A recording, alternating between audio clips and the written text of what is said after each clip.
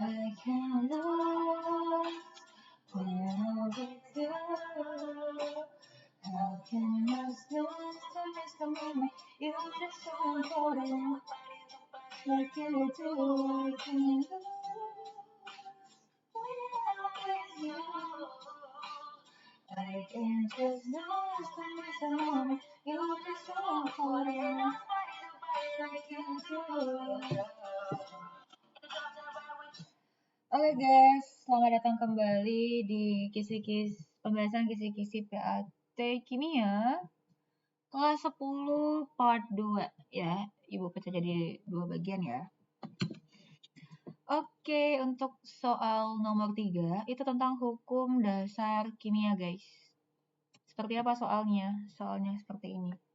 Ya, jadi bakal ada tabel percobaan antara si kalsium dan belerang. Kalian disuruh meminta buktikan bahwa data tersebut menunjukkan berlakunya hukum perbandingan tetap. Ingat ya, kalau misalnya ngomongin hukum perbandingan tetap, yang dibandingkan itu adalah massa zat-zat penyusunnya. Apa sih bunyi hukum perbandingan tetap? Jadi, massa bereaksi suatu unsur penyusun senyawa itu selalu tetap gitu. Jadi, kalau misalnya ada massa kalsium dan belerang, berarti yang dibandingkan itu adalah massa kalsium yang bereaksi dibandingkan dengan massa belerang yang bereaksi. Ya. Oke. Gimana Bu untuk percobaan pertama nih? Misalnya di sini kan katanya kalsiumnya ada 25 gram, belerangnya ada 16 gram, kalsium sulfidanya 36 gram, terus unsur yang bersisa katanya ada 5 gram Ca. Pertama kalian buat dulu persamaan reaksinya. Ca plus 2 ditambah S minus 2 jadinya adalah CaS. Terus katanya unsur yang bersisa itu adalah 5 gram Ca, berarti pada produknya ada Ca yang bersisa. Gitu ya. Nah, di sini nih Bu kasih tabel dulu.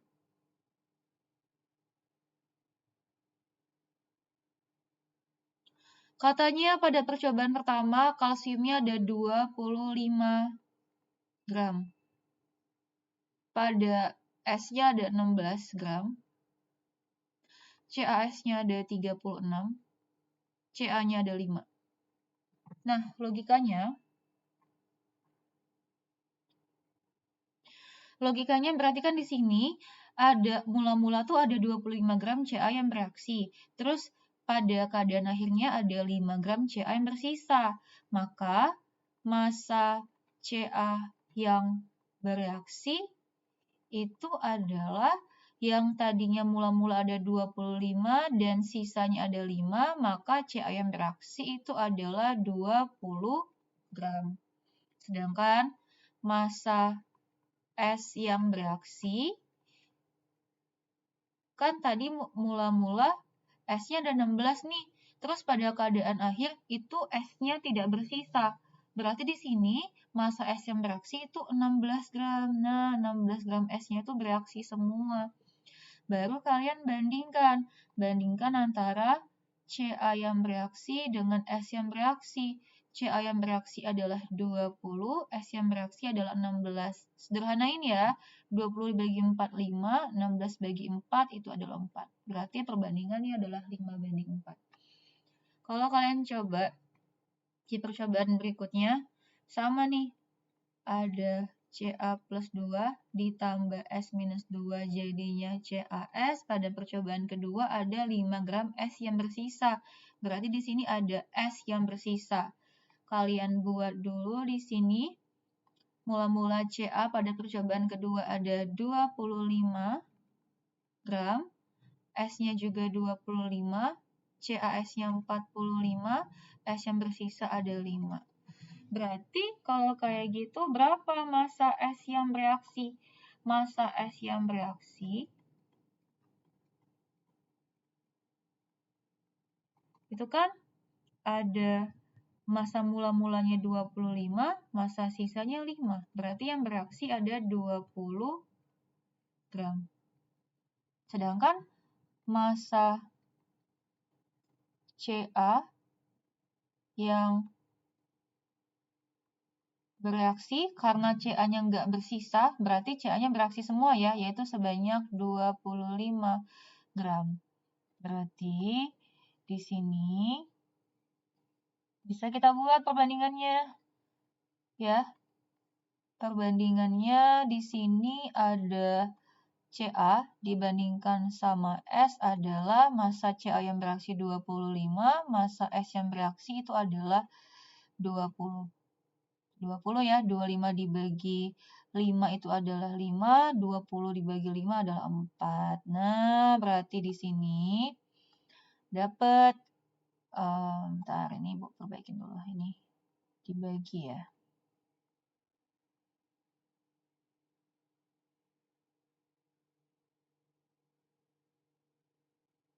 Oke, berarti pada percobaan pertama dan kedua perbandingannya selalu tetap, yaitu 5:4. Maka pada tabel ini berlaku hukum perbandingan tetap. Karena tiap percobaan memiliki perbandingan yang tetap atau tidak berubah. Kalian bisa tulis alasannya di bawah ya. Ini Bu agak sulit nulisnya. Sampai sini paham? Kita lanjut ke soal B. Tentukan nilai X. Easy guys, berarti kan kalian tuh cukup buat persamaan reaksinya aja ya untuk soal B ya. Nih yang B. Oke. Yang B itu kan kita buat dulu nih persamaan reaksinya. Katanya itu ada Ca ditambah S jadinya adalah CaS. Terus katanya 5 gram Ca yang bersisa, berarti di sini Ca-nya menjadi sisa. Mula-mula Ca-nya kita nggak tahu nih X, tapi S-nya kita tahu belerangnya sebanyak 28. Massa kalsiumnya adalah 63. Ca-nya yang bersisa itu ada 5. Ingat, menurut hukum kekekalan massa sebelum itu akan sama dengan massa sesudah. Jadi, kalau misalnya kita jumlahkan nih 63 tambah 5 itu kan 68. Nah, biar sebelah kiri jumlahnya menjadi 68, maka berapa massa Ca-nya? Berarti di sini kita bisa buat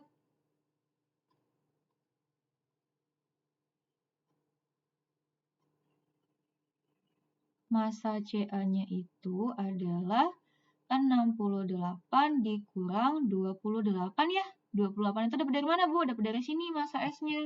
Berapa nak jadinya? 8 kurang 8, 0, 6 kurang 2, 4. Oh, berarti di sini massa Ca-nya adalah 40. Nah, kalau kita jumlahin kiri dan kanan itu sudah sama jumlahnya. Kenapa? 40 tambah 28 kan itu 68 ya. Berarti berlaku hukum kekekalan massa. Massa sebelum akan sama dengan massa sesudah. Jangan lupa satuannya adalah gram. Ya, ini gram. Sampai sini ada yang mau ditanya? Kita lanjut ke soal berikutnya.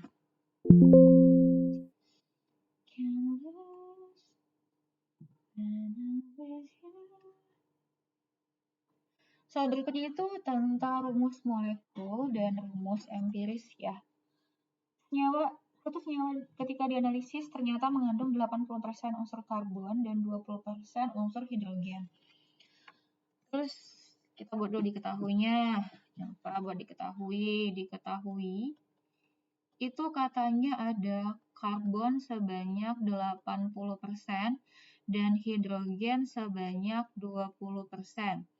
Terus ini titik ya. Massa molekul relatif senyawa tersebut adalah 30 gram per mol. Berarti MR senyawanya adalah 30 gram per mol. Maka tentukan rumus empiris dan rumus molekul. Bagaimana caranya menentukan rumus empiris? Rumus empiris itu adalah perbandingan mol dari unsur-unsur penyusun senyawanya. Senyawanya itu disusun dari atom C dan atom H. Berarti kamu bandingkan mol atom C dibandingkan dengan mol atom H. Bagaimana cara mencari mol? Cara mencari mol itu kan bisa menggunakan rumus massa dibagi AR ya dari atom C dibandingkan dengan massa per AR atom H. Atau juga bisa menggunakan persen massa. Persen massa atom C dibagi AR atom C dibandingkan dengan persen massa atom H dibandingkan dengan AR atom H. Ya, bisa menggunakan kedua rumus ini. Oke. Oke, gue mau ganti warna deh. Bosan warna merah terus ya. Kita ganti ke warna hijau ini aja. Birunya aja deh. Oke, berarti RE-nya itu kan sama dengan mol C dibandingkan dengan mol H. Mol C itu diketahui persen masanya adalah 80%. Berarti di sini, betul ya, sini persen massa C dibandingkan dengan ARC, dibagi ARC, dibandingkan dengan persen massa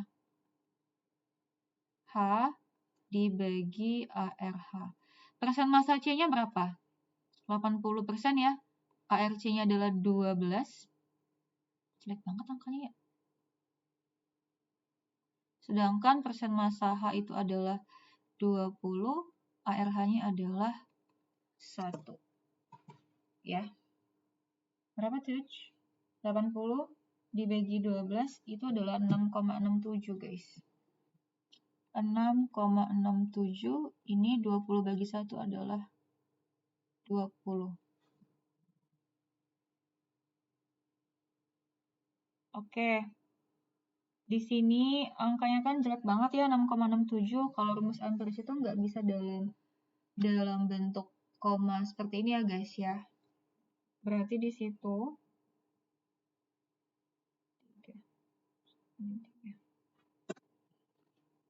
Bentar guys.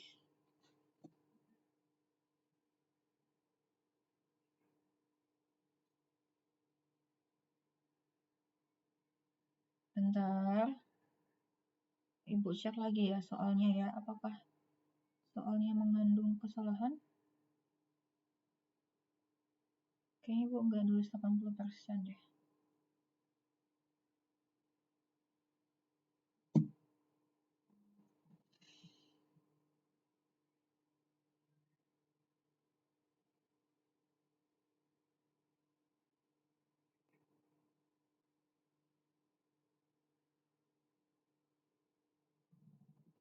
C26 berarti di situ 1 banding 3, 1 banding 3, 1 banding 3, 12 tambah 3, 15. Ya, oke. Udah. Oke, sorry ya. Jadi di sini itu kan kalau rumus empiris kan nggak boleh dalam bentuk koma ya. Nah, berarti di sini kita bagi dengan angka yang paling kecil. Angka yang paling kecil itu kan adalah 6,67. 6,67 dibagi 6,67 itu adalah 1. 20 dibagi 6,67 itu adalah 2,9. Kita bulatin jadi 3 ya. Nah, oke guys, soal PAT-nya angkanya nggak akan sejelek ini ya. Jadi angkanya nanti bakal bagus. Berarti di sini rumus empirisnya itu jumlah atom C-nya 1 hanya ada 3. Berarti rumus empirisnya adalah CH3. Sampai sini paham penentuan rumus empiris? Oke, kalau sudah ketemu rumus empiris, kita ke rumus molekul. Bu, bagaimana sih mencari rumus molekul? Oke, Ibu kopas dulu ya PPT-nya. Karena nggak muat. Ini kita exit dulu.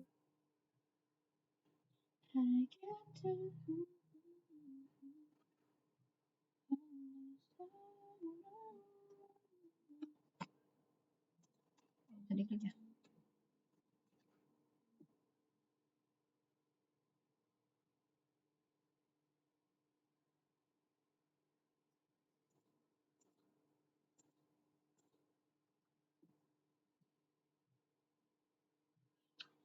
Oke, kita ke soal yang B. Kita disuruh nentuin rumus molekulnya. Tadi kan dapat nih rumus empirisnya itu adalah CH3. Kalau mau cari rumus molekul itu bagaimana? Rumus molekul sama dengan rumus empiris yang dikalikan dengan N. Berarti kan kalau udah dapat nih rumus empirisnya CH3, tinggal nyari nilai N-nya aja. Bagaimana mencari nilai N? Mencari nilai N itu adalah MR rumus molekul sama dengan MR rumus empiris yang dikalikan dengan N. Gitu ya. Cari dulu nilai N-nya. Gue pakai spidol biru ya.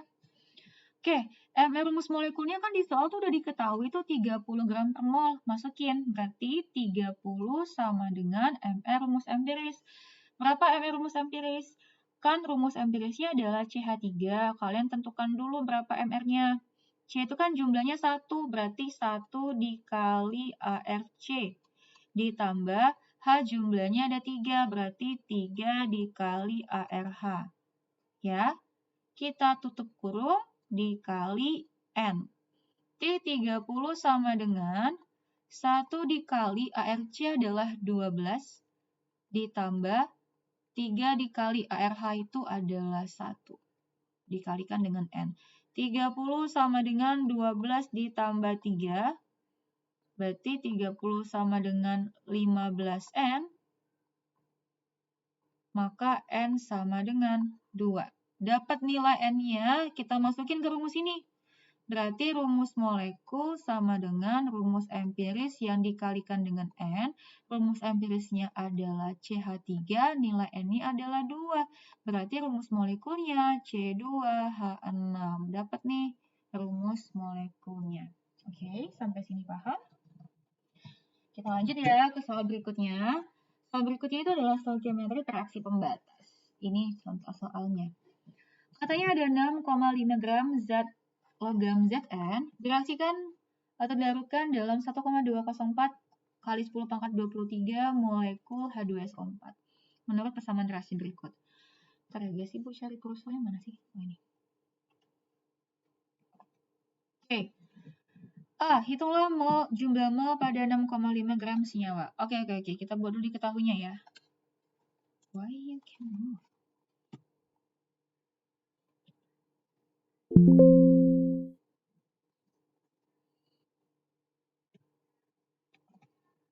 Oke. Guys, I cannot find the cursor. Di sini katanya Zn itu jumlahnya ada 6,5 gram.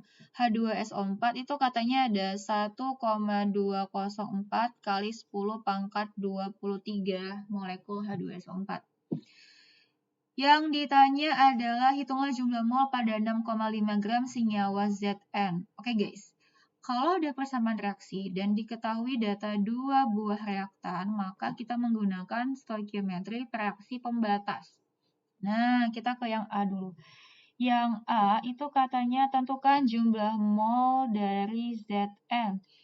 Dari 6,5 gram Zn. Bagaimana menentukan mol kalau diketahui data massa? Ini adalah massa ya. Rumusnya apa? Rumusnya adalah massa dibagi, karena dia Zn termasuk atom, berarti dibagi Ar. Massanya 6,5. Berapa ARZN? ARZN adalah 65. Kalau kita bagi sama dengan 0,1 mol. Dapat nih yang A.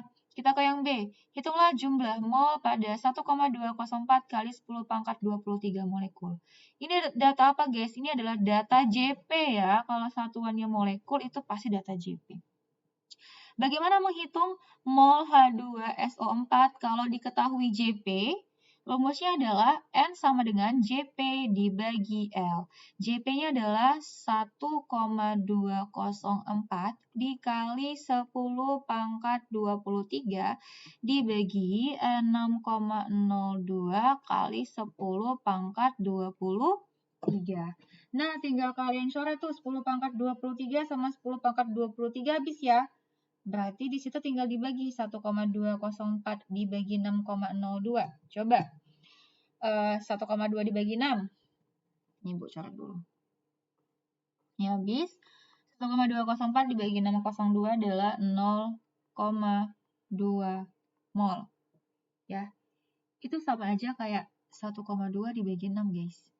Ya, 1,2 dibagi 6 kan 1,2 itu sama dengan 12 kali 10 pangkat min 1 ya.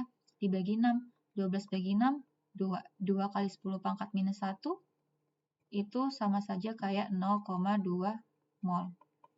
Ya, gitu ya, jangan bingung-bingung. Oke, ini 0,2 mol. Oke, yang C, tentukan senyawa mana yang menjadi reaksi pembatas. Ingat, rumus reaksi pembatas itu apa? Mol dibagi koefisien. Kita tentukan dulu yang Zn. Apakah dia reaksi pembatas? Rumusnya adalah mol dibagi koefisien. Berapa mol Zn-nya? Mol Zn-nya adalah 0,1. Koefisien Zn. Nah, guys. Jadi, kalau misalnya kita mau nentuin reaksi pembatas, pastikan dulu reaksinya sudah setara. Oke? Coba kita cek apakah reaksinya sudah setara. Di sini ada reaksi. Siapa senyawa kompleksnya? Senyawa kompleksnya adalah bisa H2SO4, bisa ZnSO4 ya. Sama aja. Sama-sama senyawa kompleks. Kita mulai dari ZnSO4 dulu. Zn sebelah kanan jumlahnya ada 1, sebelah kiri jumlahnya ada 1, udah sama. Kita geser ke S jumlahnya sudah 1, S sebelah sini jumlahnya sudah 1, udah sama. Oksigen kita skip dulu, kita ke H dulu. H jumlahnya ada 2, sebelah sini H jumlahnya ada 2 juga. Berarti udah sama. Baru kita ke oksigen. Oksigen jumlah sebelah kanan ada 4, sebelah kiri ada 4. Oh, sudah setara reaksinya. Kalau sudah setara, boleh kita tentukan reaksi pembatasnya. Zn molnya 0,1, koefisiennya berapa? Zn ini koefisiennya 1 ya. Nah, berarti 0,1 dibagi 1 sama dengan 0,1. Sedangkan pada H2SO4 juga sama. Rumusnya adalah mol dibagi koefisien. Mol H2SO4 adalah 0,2. Koefisien H2SO4 itu adalah 1 ya, berarti 0,2 dibagi 1 adalah 0,2. Maka yang menjadi reaksi pembatasnya adalah hasil bagi yang paling kecil, yaitu 0,1. Berarti reaksi pembatasnya adalah Zn. Ya, kalian tulis Zn sebagai reaksi pembatas. Nah, kita ke soal yang D. Berapa jumlah mol senyawa yang bersisa? Oke, kita pengen cari jumlah mol senyawa bersisa menggunakan diagram MB. MBTS atau MBS sama aja ya. Oke, kita ke step berikutnya. Oke. Ini Bu Kopas ya.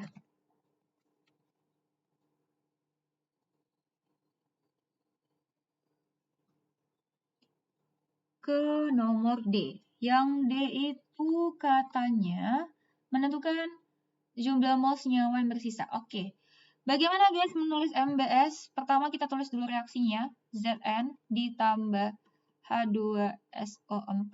Jadinya adalah ZnSO4 ditambah H2. Mula-mula bereaksi sisa. Mula-mula berapa mol Zn-nya? Coba. Tadi kan Zn mula-mula molnya ada 0,1 mol ya. Sedangkan H2SO4 mol mula-mulanya 0,2 mol. Kalian masukin di sini. Nah, di sini Zn-nya 0,1, H2SO4-nya 0,2 mol. Ya. Pada bereaksi, kita lihat siapa yang menjadi reaksi pembatas. Yang menjadi reaksi pembatas adalah Zn. Nah, berarti acuan kita adalah Zn. Ingat, reaksi pembatas pada keadaan sisa itu harus habis bereaksi. Ya. Ini Ibu tulis dulu. Zn sebagai reaksi pembatas pada keadaan sisa itu dia harus habis. Berarti pada keadaan sisa Zn-nya harus sebanyak 0 mol. Berarti mol Zn pada saat bereaksi itu adalah 0,1 ya. Kenapa Bu? Karena 0,1 dikurang 0,1 sama dengan 0. Nah, berarti kita menentukan mol bereaksi pada H2SO4. Bagaimana Bu cara menentukan mol bereaksi pada H2SO4? Kita bisa menggunakan perbandingan koefisien ya. Berarti kan yang kita pengen tahu adalah mol H2SO4. Berarti mol H2SO4 yang pengen kita tahu. Dan sebagai acuannya adalah reaksi pembatas yaitu Zn. Berarti di sini dibandingkan dengan mol Zn. Sama dengan koefisien H2SO4 dibandingkan dengan koefisien Zn. Ingat ya, harus sejajar. Kalau H2SO4-nya di atas, koefisien H2SO4-nya juga di atas. Mol H2SO4 yang pengen kita cari, mol Zn-nya berapa tadi? 0,1 ya. Oke. Di sini koefisien H2SO4-nya, koefisien H2SO4-nya adalah 1, koefisien Zn-nya juga 1. Kali silang ya, berarti mol H2SO4 sama dengan 0,1 mol. Dapat nih koefisien H2SO4-nya adalah 0,1 mol. Untuk mencari mol bereaksi pada ZnSO4 sama guys, menggunakan cara ini juga. Berarti yang perlu dibandingkan adalah mol ZnSO4 dibandingkan dengan mol Zn. Ya, yang ini juga sama. Berarti rumusnya itu adalah mol H2 dibandingkan dengan mol Zn. Gitu ya. Tapi Bu Nadia punya caranya nih, cara yang lebih mudah. Kita bisa menggunakan permisalan. Acuannya adalah Zn sebagai fraksi pembatas. Kita misalnya mau beli bakso. Katakanlah koefisien itu menandakan baksonya, sedangkan molnya itu menandakan harga bakso. Ya. Oke, perhatikan baik-baik guys. 1 mangkok bakso sama dengan 0,1 mol. Kalau misalnya kalian mau beli 1 mangkok bakso, harganya adalah 0,1. 1 mangkok bakso harganya adalah 0,1. 1 mangkok bakso harganya 0,1. Kalau kalian mau beli 2 mangkok bakso nih, misalnya sini koefisiennya 2. 2 mangkok bakso harganya 0,2. Gitu ya, kita bisa menggunakan permisalan. Sampai sini paham? Oke, coba kita kurangin. 0,2 dikurang 0,1 adalah 0,1. Ini dia turun ke bawah 0,1. Ini turun ke bawah 0,1 mol. Dapat deh jumlah mol senyawa yang bersisa. Berarti kalian disuruh nyari jumlah mol senyawa yang bersisa. Yang bersisa itu ada H2SO4 sebanyak 0,1 mol. Ada ZnS, Ibu lingkarin aja kali ya. Ada H2SO4 sebanyak 0,1 mol yang bersisa, ZnSO4 juga 0,1, H2 juga 0,1. Sampai sini paham? Kalau paham, kita ke yang E. Ya, yang E itu adalah jika gas diukur pada suhu 0 dan tekanan 1. Ingat, kalau suhu 0 tekanan 1 itu menggunakan keadaan STP. Dibuka lagi catatannya tentang konsep mol, itu menggunakan keadaan STP. Kalau keadaan STP, bentar, ini kan bagian D ya. Nah, ini berarti bagian E. STP itu bagaimana? Mol sama dengan V dibagi 22,4. Berarti kalau yang ditanya adalah volume, volume itu adalah N dikali 22,4. Yang ditanya volume total gas yang terbentuk. Pada reaksi, yang sebagai gas itu cuma H2 ya. Berarti yang ditanya adalah volume dari H2. Nah, mol H2 berapa? Mol H2 pada keadaan sisa itu adalah 0,1 dikali jelek banget ya. Ya, bentar gue perbaiki dulu. Berarti 0,1 dikali 22,4 itu sama dengan 2,24 liter. Jadi jawabannya adalah 2,24 liter. Sampai sini ada yang mau ditanya? Kalau misal kalian bingung nih, 0,1 dikali 22,4. Kalian jadiin 10 pangkat minus aja ya. 0,1 itu sama aja kayak 10 pangkat minus 1. 22,4 karena dia ada satu angka di belakang koma, jadinya adalah 224 dikali 10 pangkat minus 1. Karena cuma ada satu angka di belakang koma, jadi 10 pangkat minus 1. Jadinya kan 10 pangkat minus 1 sama 10 pangkat minus 1, pangkatnya dijumlahin ya. Min 1 tambah min 1 adalah minus 2. Dikali 224. Jelek banget. Minus 2 kan berarti 2 angka di belakang koma nih. 122,24. Ada 2 angka di belakang koma. So the answer is 2.24. Oke guys, itu adalah akhir dari pembahasan kisi-kisi PAT Kimia kelas 10 SMA Kusuma Bangsa. Semoga dapat dipahami dengan baik ya. Semangat untuk PAT-nya, semoga diberikan hasil yang terbaik dan maksimal, dan jangan lupa berdoa dan juga berusaha semaksimal mungkin. Semoga ilmu yang Ibu Nadia ajarkan selama ini dapat dipahami dengan baik dan menjadi berkah dan juga amal bagi Ibu Nadia. Dan see you di kelas 11 guys. Bye. Wassalamualaikum warahmatullahi wabarakatuh.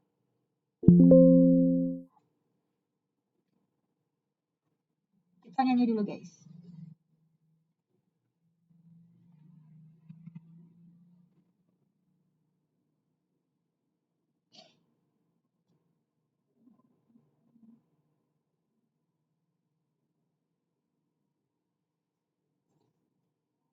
Nanti PPT-nya Ibu taruh di Moodle ya guys ya.